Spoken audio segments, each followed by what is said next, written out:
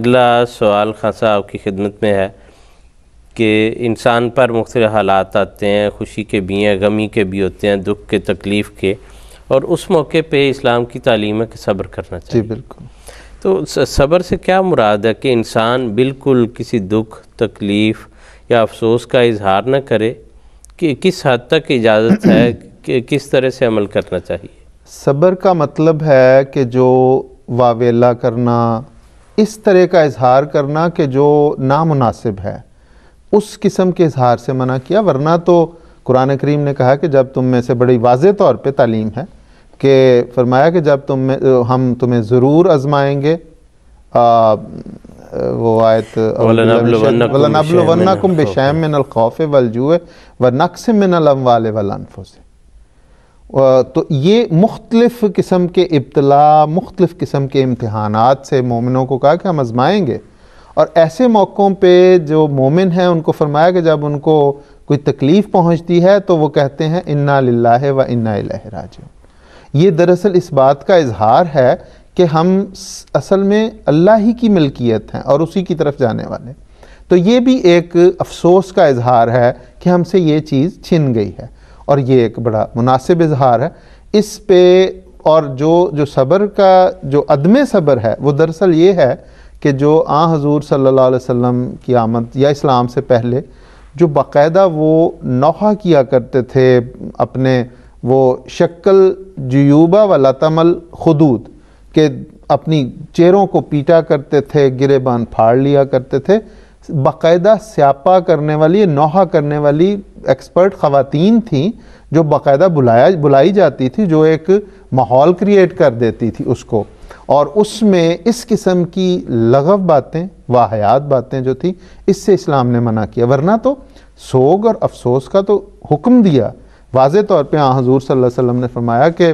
جو مومنہ ہے وہ کسی بھی میت پہ 3 دن سے زیادہ اسے سوگ کرنے کی اجازت نہیں ہے۔ کوئی بھی جو مسلمان ہیں ان کا کوئی پیارا اس سے جدا ہو جاتا ہے تو 3 دن تک کے لیے افسوس کرنا باقاعدہ اس کی اجازت ہے۔ اور خواتین میں چونکہ خاص طور پہ یہ ہوتا ہے، اس لیے انہیں تو خاص طور پہ فرمایا کہ صرف خاوند کی وفات ایسی ہے جس پہ وہ 4 ماہ اور 10 دن سوگ کریں گی، افسوس کریں گی، باقی اور اس کا طریق بھی بتایا۔ یہ ایک الگ مضمون ہے جس کو کسی وقت پھر بیان کیا جا سکتا کہ کیا وہ سوگ میں کیا کرنا ہے، لیکن جو عام سوگ ہے اس میں یہ کہ ہم خاص طور پہ خوشی نہیں ہوتی، لیکن صبر کا یہ مطلب نہیں ہے کہ ہم کوئی تکلیف پہنچے تو اس پہ ہم ہنسیں ضرور، کہہ کے ضرور لگائیں، یہ نہیں ہے، اور انسان کی آنکھوں سے آنسو بھی آتے ہیں۔ مثال کے طور پہ حضرت حضور صلی اللہ علیہ وسلم کے جب بہت پیارے بیٹے حضرت ابراہیم کی وفات ہوئی ہے تو حضور صلی اللہ علیہ وسلم کی آنکھوں سے آنسو روا ہوئے، ایک فطرتی تقاضا تھا تو اس پہ کہتے ہیں، راوی کہتے ہیں کہ اس وقت جو تعزیت کرنے والے تھے ان میں غالباً حضرت ابو بکر صدیق رضی اللہ تعالیٰ عنہ تھے یا حضرت عمر تھے، تو یا کوئی اور تھے، تو انہوں نے دیکھا کہ حضور صلی اللہ علیہ وسلم کی آنکھوں سے آنسو نکل رہے ہیں، تو انہوں نے ایک فکرہ عرض کیا کہ حضور آپ تو زیادہ بہتر جانتے ہیں کہ اللہ تعالیٰ کا کیا حق ہے، کہ اگر اللہ تعالیٰ کسی کو کوئی اپنی امانت دیتا ہے تو وہ واپس لے لیتا ہے، تو اس پہ یہ شاید رونا بھی ان کے نزدیک، اس جو دیکھنے والا تھا تو تعزیت کرنے والا، اس کے نزدیک شاید یہ بھی تھا کہ یہ رونا بھی نہیں چاہیے، تو اس پہ حضور صلی اللہ علیہ وسلم نے اس کی بڑی خوبصورت وضاحت کی کہ آنکھوں سے آنسو جو روا ہو رہے ہیں، ہم رو رہے ہیں، لیکن ہم کوئی ایسی حرکت یا ایسا کلمہ نہیں کہہ رہے جس سے ہمارا خدا ناراض ہو جائے، جس سے وہ ناراض ہو، وہ نہیں ہم کہہ رہے۔ اور وہ کیا ہے؟ وہ کہ سیاپا کرنا، نوحہ ڈالنا۔ حضرت مسیح موعود علیہ السلام نے اس مضمون کو بڑی خوبصورت طریقے سے بیان کیا اور ایسی اعلیٰ اس کی وضاحت کی ہے حضور صلی اللہ علیہ وسلم کی ہماری تعلیمات کی روشنی میں۔ حضور فرماتے ہیں کہ ماتم کی حالت میں جزا فضا اور نوحہ یعنی سیاپا کرنا اور چیخیں مار کر رونا اور بے صبری کے کلمات منہ پر لانا، یہ سب باتیں ایسی ہیں جن کے کرنے سے ایمان کے جانے کا اندیشہ ہے، اور یہ سب رسمیں ہندوؤں سے لی گئی ہیں۔ جاہل مسلمانوں نے اپنے دین کو بھلا دیا اور ہندوؤں کی رسمیں پکڑ لیں۔ کسی عزیز اور پیارے کی موت کی حالت میں مسلمانوں کے لیے قرآن شریف میں یہ حکم ہے کہ صرف انا للہ و انا الیہ راجعون کہیں، یعنی ہم خدا کا مال اور ملک ہیں، اسے اختیار ہے جب چاہے اپنا مال لے لے، اور اگر رونا ہو تو صرف آنکھوں سے آنسو بہانا جائز ہے، اور جو اس سے زیادہ ہے وہ شیطان ہے۔ پھر ایک اور جگہ حضور فرماتے ہیں کہ یہ بھی بعض رسمیں تھیں کہ سوگ کا یہ حصہ ہے کہ فلاں چیز ہمارے گھر میں اب نہیں پکے گی، یا یہ نہیں ہم کام اب نہیں کریں گے، تو اس کی بھی اصلاح فرمائی۔ حضور نے فرمایا کہ برابر 1 سال تک سوگ رکھنا، اور نئی نئی عورتوں کے آنے کے وقت یا بعض خاص دنوں میں سیاپا کرنا، اور باہم عورتوں کا سر ٹکرا کر چلا کر رونا، اور کچھ منہ سے بھی بکواس کرنا، اور پھر برابر 1 برس تک بعض چیزوں کا پکانا چھوڑ دینا، اس عذر سے کہ ہمارے گھر یا ہماری برادری میں ماتم ہو گیا ہے، یہ سب ناپاک رسمیں اور گناہ کی باتیں ہیں جس سے پرہیز کرنا چاہیے۔ تو اس میں ساری وضاحت حضرت صاحب نے کر دی ہے کہ جو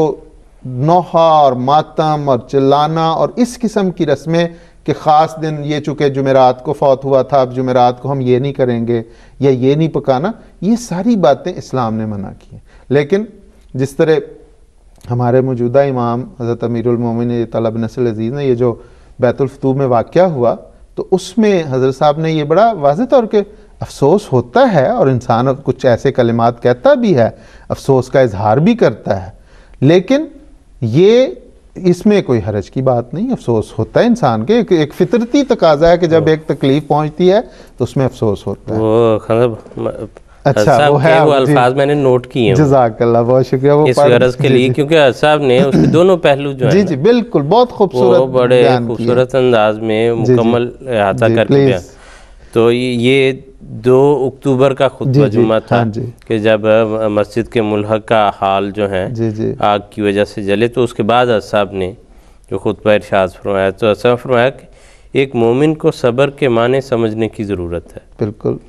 صبر کے یہ معنی نہیں کہ افسوس نہ کیا جائے، بالکل، بلکہ یہ مطلب ہے کہ کسی نقصان یا تکلیف کو اپنے پر ایسے وارد نہ کرے کہ ہوش و حواس کھو دے، بالکل، اور اپنی عملی طاقت کو استعمال میں نہ لائے۔ ایک حد تک افسوس بھی کرنا چاہیے،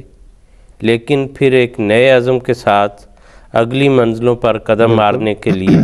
پہلے سے بڑھ کر کوشش اور عمل کی ضرورت ہے۔ بہت زبردست، کہ زندگی جو ہے وہ وہاں رکتی نہیں ہے، بالکل، اور یہ بھی نہیں انسان فطرت کے خلاف کوئی تعلیم نہیں ہے اسلام کی، بالکل، کہ طبی طور پر انسان کو دکھ بھی ہوتا ہے، تکلیف بھی ہوتی ہے،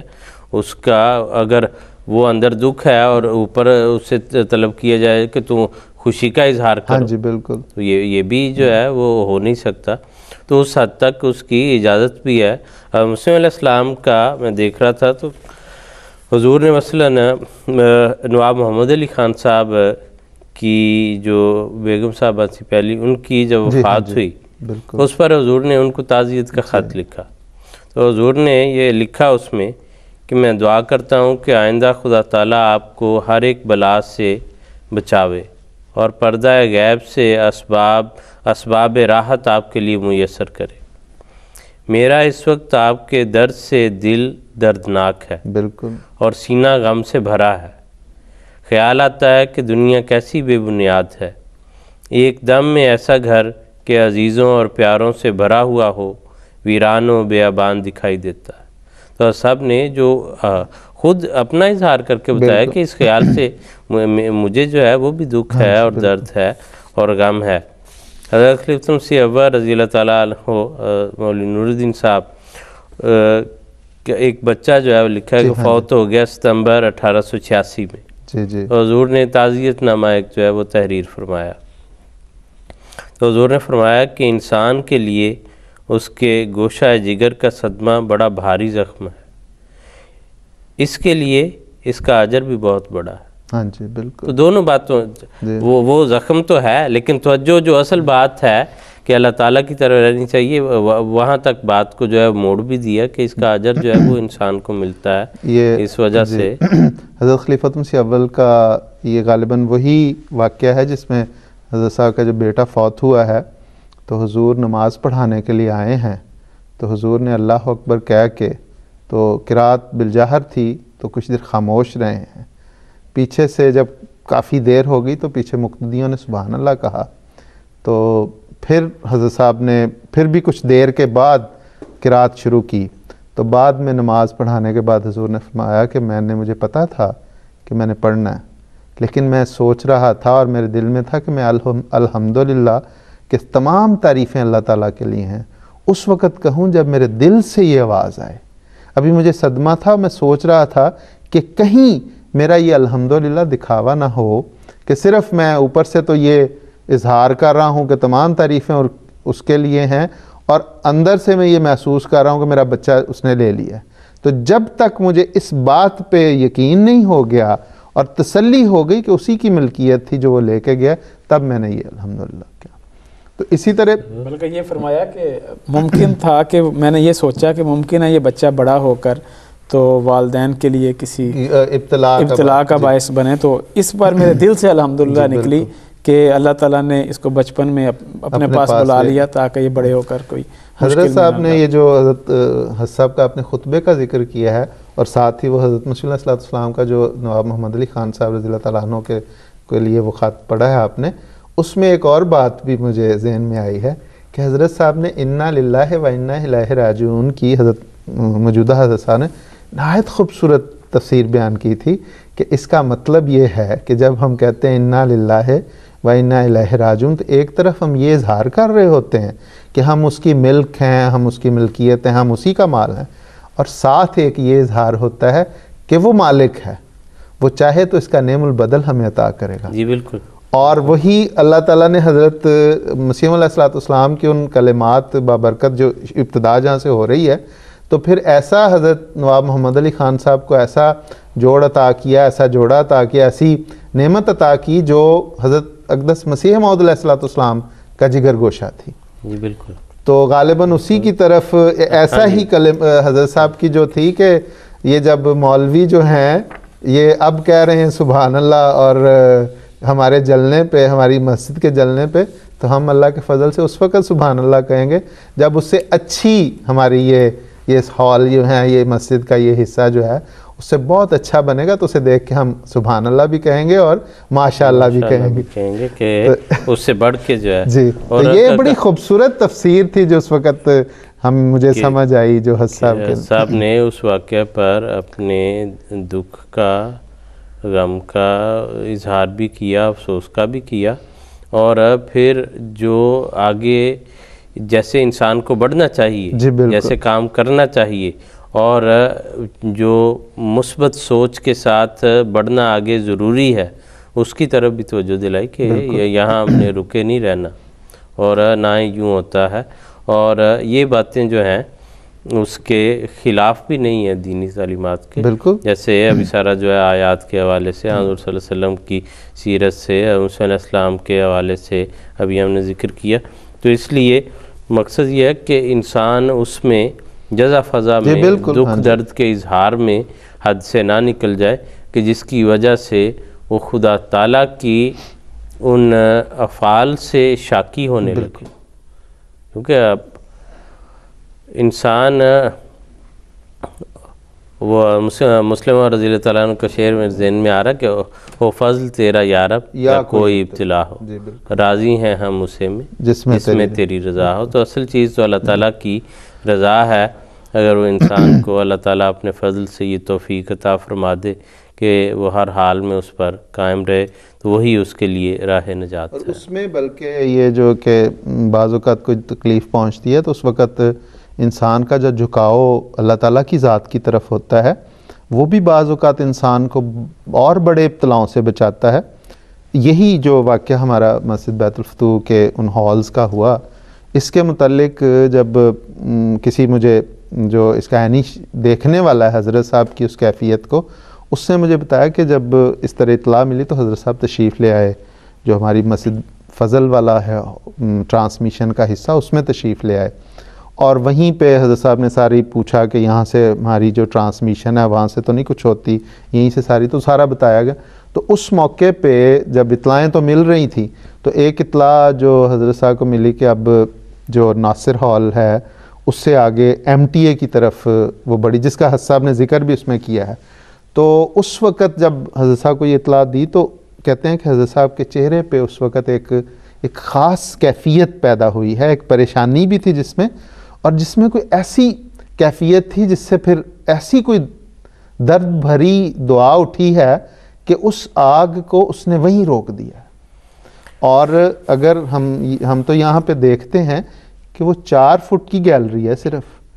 تو ایک طرف جس طرح حسان نے فرمایا تھا نا کہ اس دعا سے پھر وہ اللہ تعالیٰ نے خاص کیفیت پیدا ہوئی، وہ صاحب نے تو اپنی اس کیفیت کو بہت واضح نہیں کیا، بقول کے نہیں، طبیعت کا حجاب ہمیشہ سے ایسا ہوتا ہے، وگرنہ یہ حقیقت بات ہے کہ اس وقت جو صاحب فرمایا کہ فکر بھی پیدا ہو، وہ فکر یہی تھی، وہ فکر دعا میں بدلی، اور کیا رنگ اس نے اختیار کرنا ہے، اور وہ ایسی دعا پڑھی ہے یہاں پہ کہ وہ پھر حضرت مسیح علیہ السلام کا وہ جو فکرہ ہے کہ آگ ہماری غلام بلکہ ہمارے غلاموں کی غلام ہے، تو اس وقت حضرت مسیح علیہ السلام کے سب سے بڑے غلام تو ہمارے یہ آقا ہیں، ان کے نمائندہ سب سے بڑھ کے، تو وہ ایسی دعا کہ میں حیران ہوتا ہوں کہ واقعی وہ اس وقت جو فائٹر تھے انہوں نے بھی اس بات کا اظہار کیا ہے کہ یہ کوئی معجزہ ہوا ہے کہ ایک طرف 3000 سینٹی گریڈ کی آگ جل رہی ہے اور اس کے 4 فٹ کے فاصلے پہ اسی قسم کی دیوار ہے لکڑی کی، یہ جو اس کو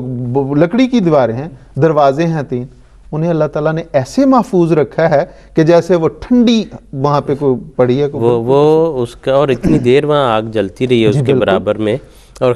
ہر چیز میلٹ ہو گئی ہے وہاں پہ، اس دروازے پہ میں نے اس کی وہ تصویر لی ہے اندر سے کہ اس کو یوں جیسے آگ چھو کے بس جو ہے نا وہ واپس چلی، بالکل یہ اگر کوئی اندر کسی چیز کو اللہ تعالیٰ کے فضل سے، تو یہ اس دور کا بھی یہ نشان ہے، آئندہ اس کو لکھنے والا ضرور لکھے گا کہ یہ بھی اس دور کے جو خدا کے محبوب بندے کی دعا کا ایک کھلا نشان تھا، جو مسیح علیہ السلام کا وہ فکرہ پھر ایک دفعہ پورا ہوا، جی، جس کو وہاں موجود سب لوگوں نے دیکھا اور محسوس کیا، بلا شبہ جی۔